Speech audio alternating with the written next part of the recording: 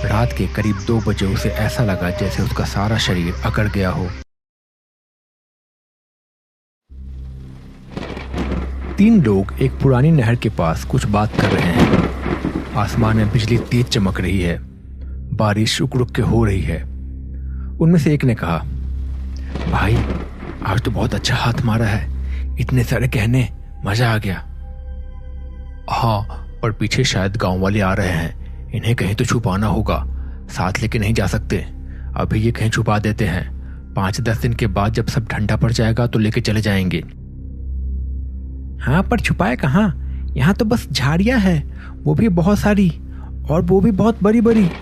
वो भी कहीं बारिश से जहाँ छुपाया है वो कहीं गुम ना हो जाए। अरे ये देख, इस पेड़ पे ये हांडी टंगी हुई है, इसी में डाल देते हैं, किसी का ध्यान भी नहीं जाएगा। पागल है क्या, इसे मत छूना।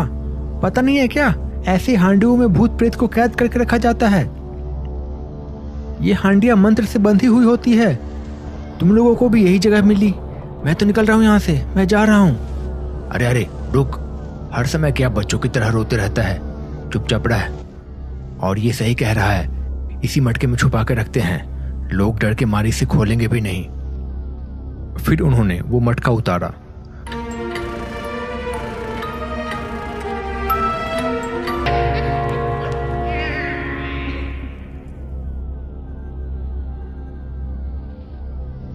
दोस्तों, अगर आपको वीडियो का लैंग्वेज इंग्लिश में मिल रहा है तो वीडियो की सेटिंग में जाके, ऑडियो में जाके लैंग्वेज को हिंदी में कर लें।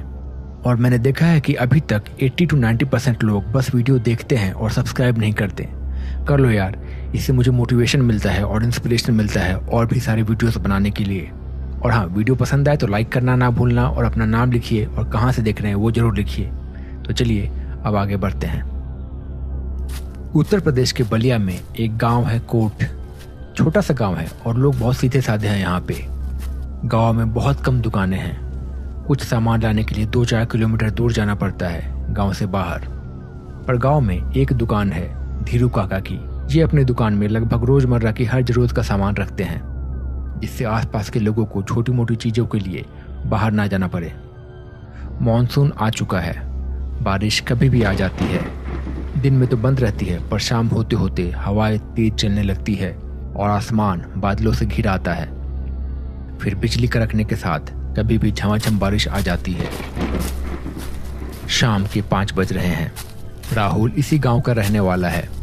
उसकी मां ने उसे कहा कि जाके धीरू काका की दुकान से कुछ सामान ले आ। अपने घर से एक छोटा सा झोला लेके वो काका की दुकान की ओर चल पड़ा। दुकान पे कुछ और लोग थे, बैठ के कुछ बातें कर रहे थे। राहुल ने 1 किलो आलू लिया और वहीं बैठ गया और गांव की ओर देखने लगा। कुछ ही देर में बाकी सब लोग अपने अपने घर की ओर चल दिए। धीरू काका रात के 9 बजे तक ही दुकान खोल कर रखते हैं और बारिश के मौसम में आजकल 8-8:30 बजे ही दुकान बंद कर देते हैं, क्योंकि बारिश में इतनी देर से कोई आता नहीं है। राहुल ऐसे ही अकेले बैठ के गांव की ओर देख रहा था। काले बादलों के साथ हिलते पेड़ और हवा का चलना, ये दृश्य उसे बहुत ही अच्छा लग रहा था। राहुल ऐसे ही बैठा बैठा देख रहा था तो काका ने पूछा, बेटा क्या बात है, अभी तक यहीं बैठे हो, तबीयत खराब है क्या? अरे नहीं काका, बस ऐसे ही बैठना अच्छा लग रहा था। ये मौसम, ये हवाएं काफी सुकून दे रहा है। अच्छा अच्छा, ठीक है, आराम से बैठो। ऐसा कह के काका अपना कुछ काम करने लगे। लगभग 40-45 मिनट ऐसे ही बैठने के बाद राहुल उठ के अपने घर की ओर आ गया। शाम के 6-7 बज रहे होंगे। बारिश की वजह से सबने जल्दी जल्दी खाना खा लिया और सब सोने चले गए। राहुल की भी आंख लग गई। सुबह उसकी आंख शोरगुल से खुली। वो घर के बाहर आया तो धीरू काका के दुकान के सामने लोग खड़े थे और वहीं से आवाज आ रही थी। किसी ने रात को धीरू काका का दुकान का ताला तोड़ के उनकी पूरी दुकान लूट ली थी।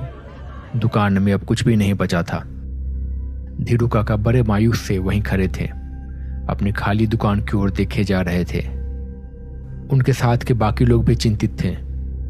गांव में चोरी की घटना हुई थी और कुछ लोग इस बात के लिए भी परेशान थे कि अब छोटी छोटी चीजों के लिए भी बाजार जाना पड़ेगा। राहुल भी वहीं था और उनकी बातें सुन रहा था। बताओ, एक ही दुकान थी, वो भी चोरी करके ले गए ये लोग।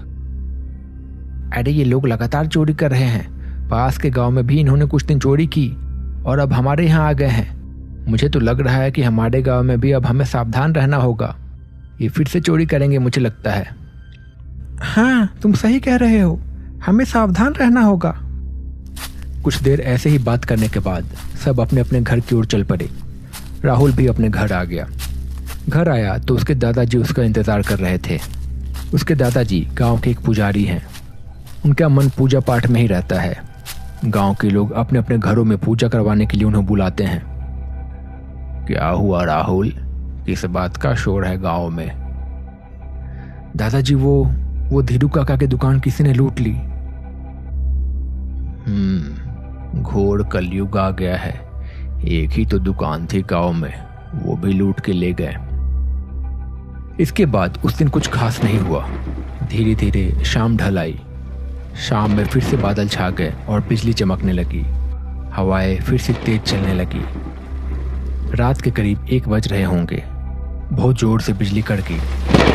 आवाज से राहुल की नींद खुल गई। उसके बाद उसने सोने की कोशिश की पर उसे नींद नहीं आ रही थी। वो वैसे ही लेटा लेटा खिड़की से बाहर की ओर देखता रहा। बारिश शुरू हो चुकी थी। अचानक उसने देखा कि रात के अंधेरे में 3 लोग एक घर की ओर बढ़े जा रहे हैं।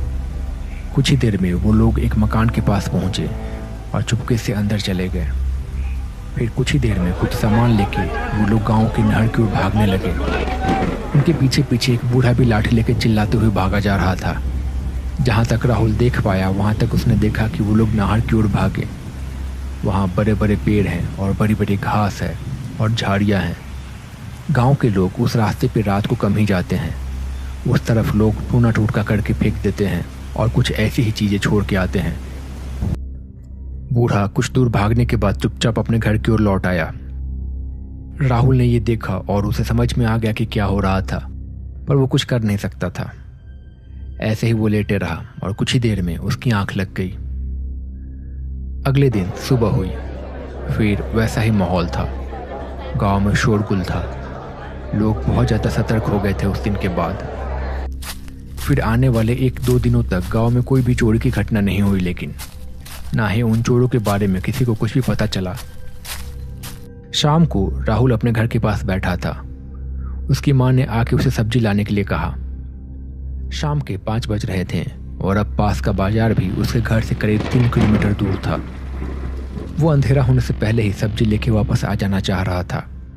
वो एक छोटा सा झोला लेके बाजार की ओर निकल पड़ा, पर गांव के पतले रास्ते में पानी जमा हुआ था। इसी की वजह से उसने नहर के रास्ते से बाजार की ओर जाने का फैसला किया। वो धीरे धीरे नहर के रास्ते पे आगे बढ़ता गया। ये रास्ता एकदम सुनसान था। आज यहाँ एक बहुत ही बुरी दुर्गंध फैली हुई थी, जैसे कोई जानवर मर गया हो। जल्दी जल्दी वो बाजार पहुंचा। वहां से सामान लेके वो वापस लौट, पर अब शाम के करीब 7 बज चुके थे और उसे उसी नहर वाले रास्ते से वापस लौटना था। अंधेरा लगभग होने ही वाला था, लेकिन इतना उजाला काफ़ी था उसे घर लौटने के लिए। अच्छी बात ये थी कि आज बादल अभी तक नहीं आए थे और बारिश नहीं हो रही थी। वो उसी तरह से उसी रास्ते पे आगे की ओर बढ़ता जा रहा था, पर उसने देखा कि आगे एक बड़ा सा पेड़ था। उस पेड़ पे 3 उल्लू बैठे हुए थे और बड़ी जोर से चिल्ला रहे थे। बाकी हर जगह हवा बह रही थी, पर वो पेड़ एकदम शांत था। उसकी धड़कन तेज हो चुकी थी। वो चुपचाप वहां से निकल जाना चाह रहा था। जैसे ही वो वहां से आगे निकला, उसे ऐसा लगा जैसे एक ठंडी हवा का झोंका उसके कानों के पास से गुजरा। वो सहम गया। वो तेज कदमों के साथ आगे बढ़ने लगा और उसे ऐसा लगा जैसे कोई औरत उसके कानों के पास आके रो रही है।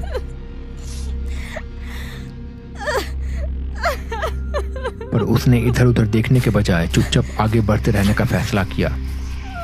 धीरे धीरे वो रोने की आवाज थोड़ी धीमी हो गई।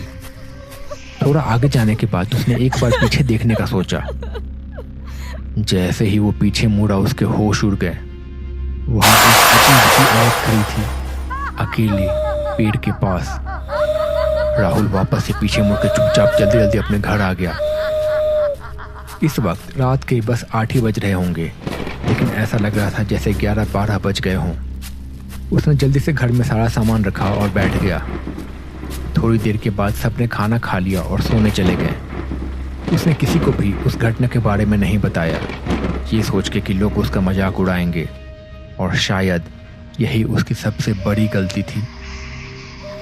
रात के करीब 2 बजे उसे ऐसा लगा जैसे उसका सारा शरीर अकड़ गया हो। वो हिलने की कोशिश कर रहा था पर वो हिल नहीं पा रहा था। चिल्लाना चाह रहा था पर वो चिल्ला नहीं पा रहा था। तभी उसने देखा कि दरवाजे पे एक परछाई उभरी। धीरे धीरे वो परछाई आगे बढ़ने लगी। वो एक चुड़ैल थी। वो किसी जानवर की तरह उसकी ओर बढ़ने लगी। उसे देख के राहुल के प्राण सूख गए। धीरे धीरे वो उसके पास आई और हंसने लगी, और उसके बाद वो उसके अंगूठे को काट के उसका खून चूसने लगी। राहुल हिल भी नहीं पा रहा था। धीरे धीरे वो उसका खून चूसे जा रही थी। राहुल ना तो हिल पा रहा था, ना कुछ कह पा रहा था, ना कुछ कर पा रहा था। कुछ ही देर में वो कमज़ोर होने लगा। उसे लगा कि आज शायद उसका आखिरी दिन है। और तभी राहुल के दादाजी ने शायद कुछ महसूस किया और जोर से मंत्र पढ़ते हुए कमरे में दाखिल हुए, और उन्होंने उस चुड़ैल पे गंगा जल छिड़का। गंगा जल पड़ते ही वो चिल्लाते हुए खिड़की से बाहर कूद गई। उन्होंने आके उसे उठाया। उसके बाद राहुल ने उन्हें सुबह वाली घटना के बारे में बताया। दादाजी ने कुछ सोचा और उसके बाद कहा, मुझे पता है वो कौन है, लेकिन वो आजाद कैसे हो गई मुझे नहीं पता। खैर, कल सुबह पूजा करेंगे। तुम लोगों को भी यही जगह मिली? मैं तो निकल रहा हूँ यहाँ से, मैं जा रहा हूँ। अरे अरे रुक, हर समय क्या बच्चों की तरह रोते रहता है? चुपचाप रह।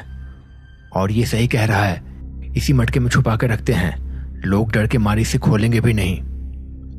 फिर उन्होंने वो मटका उतारा। उस मटके पे एक लाल कपड़ा बंधा हुआ था। उन्होंने वो कपड़ा हटा दिया। जैसे ही उन्होंने उस कपड़े को हटाया, उस मटके में से एक काला धुआं बाहर निकला। अरे अरे, ये क्या है? मैं तो बोल रहा था, मैं जो बोल रहा था वही सच है। अभी भी वक्त है, ये सब छोड़ के भागो यहाँ से। वो सब ये बात बोल ही रहे थे कि तभी पेड़ के ऊपर से एक औरत के हंसने की आवाज आने लगी। उसी के साथ साथ बादल गरजने लगे। लोग घबरा गए। चारों ओर अंधेरा था। अचानक बिजली चमकी और उन्हें दूर एक लड़की खड़ी दिखी। वो लोग अभी कुछ सोच पाते कि वो लड़की अचानक से वहां से गायब हो गई, और तभी उन्हें अपने पीछे से किसी के गुर्राने की आवाज आई। जैसे ही वो लोग पीछे मुड़े, दर्द भरी चीखें उस बरसात की रात में उसी नहर के पास गूंज उठी। कुछ देर के बाद सब सो गए। सुबह उनकी नींद फिर से शोरगुल से खुली। किसी चरवाहे ने नहर की ओर 3 लाशें देखी थी जो बहुत ही बुरी हालत में थी। शायद ये सब उन्हीं चोरों की लाशें थी। दादाजी को समझ में आ गया था कि वो चुड़ैल आजाद कैसे हुई थी। उन्होंने फिर अपने घर में पूजा की और राहुल को कुछ धागा दिया पहनने के लिए, पर उसके बाद राहुल आज भी उस रास्ते से अकेले नहीं जाता। तो दोस्तों, कैसी लगी आपको ये कहानी? अगर आपको ये कहानी पसंद आई है तो प्लीज़ इसे लाइक कीजिए और चैनल को सब्सक्राइब करना ना भूलें। कमेंट में अपना नाम लिखिए और कहाँ से ये वीडियो देख रहे हैं ये ज़रूर बताइए। मैं मिलता हूँ बहुत जल्दी एक नई कहानी के साथ। तब तक के लिए अपना ख्याल रखिए। Bye bye.